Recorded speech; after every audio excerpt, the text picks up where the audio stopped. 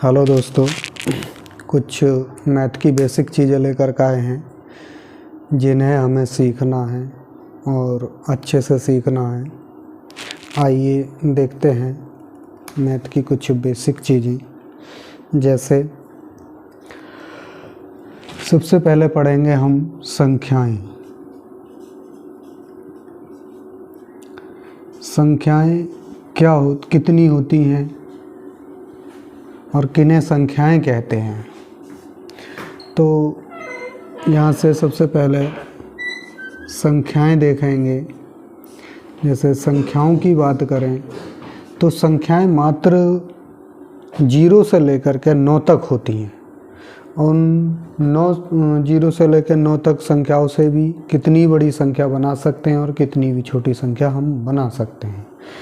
तो उन संख्याओं को हम लिखेंगे जैसे 0, 1, 2, 3, 4, 5, 6, 7, 8, 9। इन संख्याओं से ही हम कितनी बड़ी संख्या बना सकते हैं और कितनी भी छोटी संख्या बना सकते हैं। संख्याओं में सिर्फ इन्हीं नंबरों का प्रयोग किया जाता है और इन संख्याओं से ही मतलब कितनी बड़ी संख्या बना सकते हैं। आगे देखेंगे प्राकृतिक संख्याएं। प्राकृतिक संख्याएं, प्राकृतिक जो संख्याएं होती हैं वो हमारे पास 1 से लेकर स्टार्ट होती हैं। 1, 2, 3, 4, 5, 6, 7, 8 और ऐसे ही चलती रहती हैं। और ये कहाँ तक जाती हैं? अनंत तक जाती हैं, यानी कि इनफाइनाइट, अनंत तक। ठीक है। इन संख्याओं का अगर हम कहें कि सबसे छोटी संख्या क्या होगी, तो सबसे छोटी प्राकृतिक संख्या क्या होगी, तो वो 1 होगी। और सबसे बड़ी प्राकृतिक संख्या होगी तो वो क्या होगी? वो अनंत होगी। क्योंकि हम अगर कहें कि 11 के बाद 12 आएगी, है ना, इसी प्रकार से 1 से 1 बढ़ के 1 होती है, तो अनंत संख्या क्या कहलाएगी? इनफाइनाइट कहलाएगी। आगे देखेंगे हम पूर्ण संख्याएं। पूर्ण संख्याएं, पूर्ण संख्याएं जो होती हैं हमारे पास, पूर्ण का मतलब होता है पूरी और संख्याएं, यानी कि पूरी संख्याएं। हम पूरी संख्याओं में सभी संख्याओं को लेंगे जिसमें 0 भी शामिल होगा, और 1, 2, 3, 4, 5, 6 इसी प्रकार से हम चलते जाएंगे। कहाँ तक? अनंत तक। अनंत किसे कहते हैं? अनंत कहा जाता है जिसे हम गिन नहीं सकते। अनंत किसे कहा जाता है? जिसे हम गिन नहीं सकते, उसको अनंत कहा जाता है। ठीक है। जैसे अब करेंगे 0, 1, 2, 3, 4, 5, 6 के बाद 7, 8, 9, फिर अनंत तक पढ़ेंगे। ठीक है। आगे पढ़ेंगे पूर्ण वर्ग संख्याएं। पूर्ण वर्ग संख्याएं। पूर्ण वर्ग संख्याएं क्या होती हैं? पूर्ण का मतलब होता है सभी, और वर्ग का मतलब वर्ग जिसका हम यानी कि पूर्ण का मतलब सभी और वर्ग जिसका हम पूरा वर्ग निकाल सकें, ऐसी संख्याएं। तो वो संख्याएं कहलाएंगी। सबसे पहले हम 4 का वर्ग निकाल सकते हैं, फिर 9 का वर्ग निकाल सकते हैं, फिर 16 का वर्ग निकाल सकते हैं, फिर 25 का वर्ग निकाल सकते हैं। इसी प्रकार से इनफाइनाइट तक, मतलब ये चलती हैं अनंत तक। आगे हम देखेंगे पूर्ण वर्ग संख्याएं हो गई। पूर्ण वर्ग के बाद देखेंगे पूर्णांक। पूर्णांक क्या होते हैं? यहाँ हेडिंग लगाएंगे पूर्णांक। पूर्णांक क्या होता है? पूर्ण मतलब होता है पूरी, यानी कि पूरी मतलब सभी, और अंक का मतलब होता है पूर्ण प्लस अंक करेंगे इसका संधि विच्छेद, तो पूर्ण प्लस अंक हो जाएगा, उसी का वो हो जाएगा कि सभी प्लस अंक, जिसमें मतलब सभी अंक हों। जैसे हम सभी अंकों में जीरो भी शामिल होता है, जैसे यहाँ जीरो आ जाएगा। और यदि हम इधर दाएं हाथ की तरफ चलते हैं तो हमारे पास प्लस में आती हैं 1 2 3 4 5 6, आगे बढ़ेंगे 7, ऐसे चलते रहेंगे कहाँ तक, इनफाइनाइट तक। इधर चलेंगे बाएं हाथ की तरफ तो हम बायां हाथ जो होता है हमारे पास उल्टा हाथ होता है, लेफ्ट हैंड होता है, उस तरफ चलेंगे तो क्या आएगा, -1 -2 -3 -4 -5 -6, इस प्रकार से इधर हम चलते रहेंगे। ये हमारे पास पूर्णांक कहलाते हैं। पूर्णांक मतलब पूर्ण मतलब सभी, और अंक का मतलब अंक, जिसमें सभी अंक हों हम उसे क्या कहते हैं, पूर्णांक कहते हैं। ठीक है, आगे हम पढ़ेंगे भाज्य संख्याएं।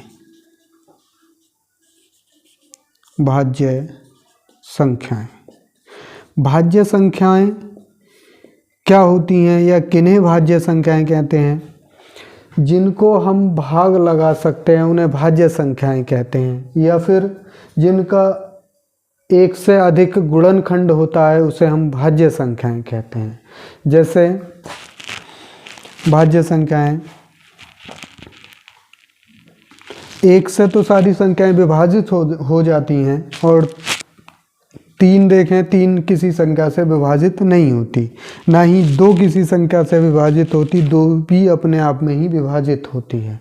जैसे आगे बढ़ें तो 4, क्योंकि 4 के जो गुणनखंड हम करेंगे तो कितना हो जाएगा, 4 के गुणनखंड आएंगे 2,2, यानी कि 2 × 2, तो यहाँ से 2 दूनी 4, इसके मतलब इसके जो गुणनखंड हैं क्या आएंगे, 4।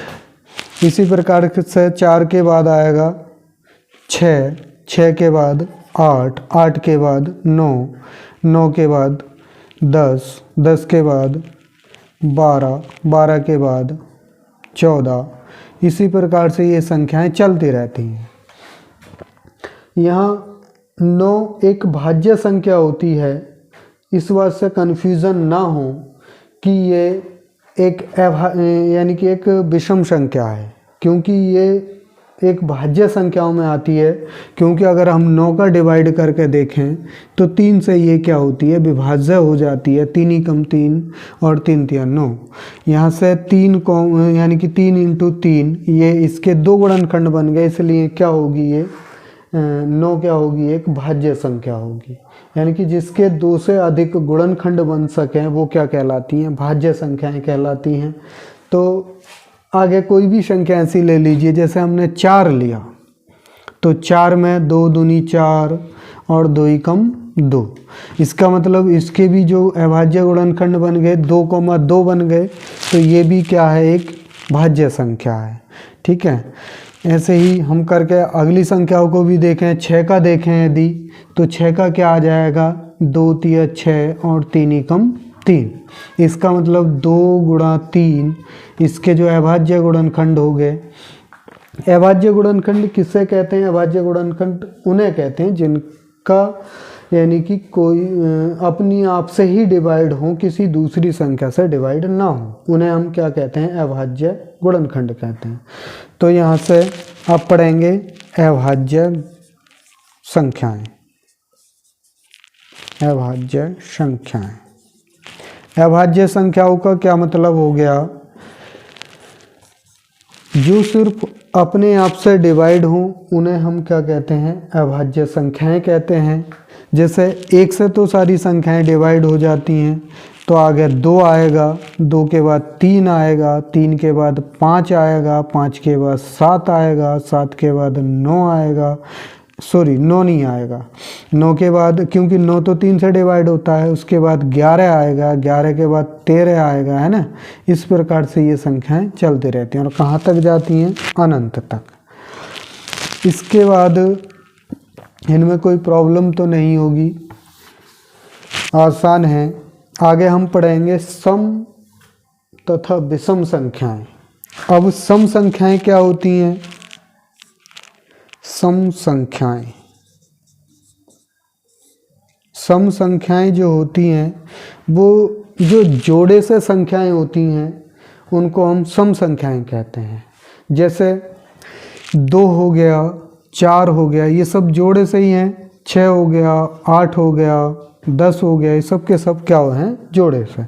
तो सम की संख्याएं क्या होती हैं? 2, 4, 6, 8, 10, 12, 14, इसी प्रकार से ये क्या कहलाती हैं? सम संख्याएं कहलाती हैं। आगे पढ़ेंगे हम विषम संख्याएं। विषम संख्याएं, विषम संख्याएं क्या होती हैं?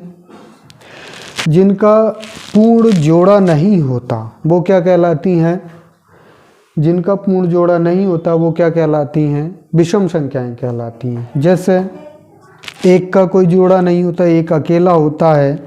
आगे 3 का कोई जोड़ा नहीं बन पाएगा, इसलिए 3 क्या होगी?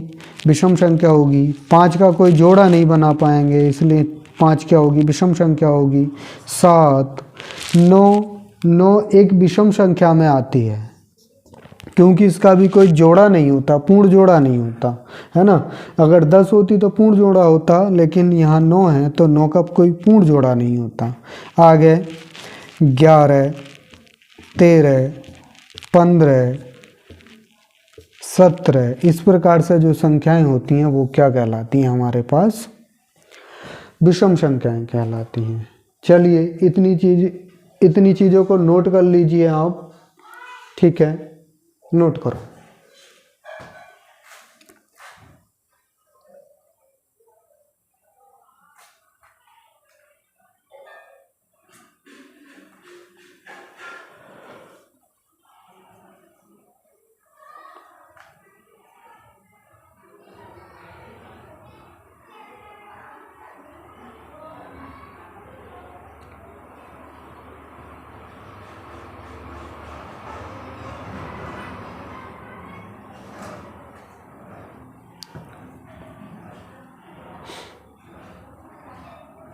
ठीक है, अब मैं इसको रफ कर लेता हूँ।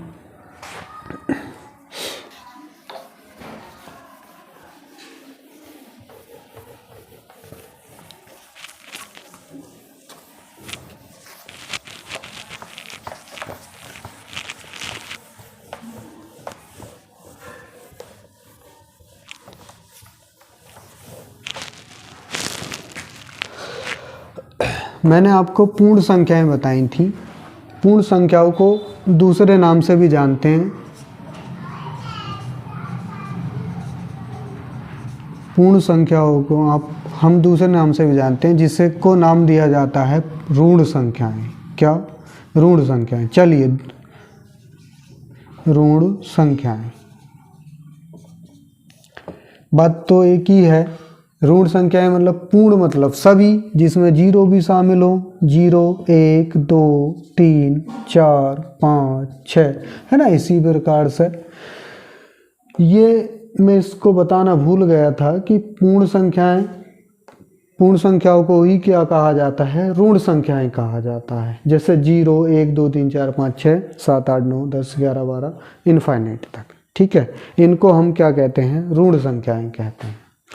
ओके, चलिए ये टॉपिक यहीं ख़त्म करते हैं। आगे के लिए न्यू वीडियो देंगे मैथ के ऊपर। ये बेसिक था इसलिए बताया, और इसके बाद अगली वीडियो देंगे जो अच्छे अच्छे क्वेश्चन होंगे आपकी हेल्प के लिए, उसके लिए सहायता करेंगे।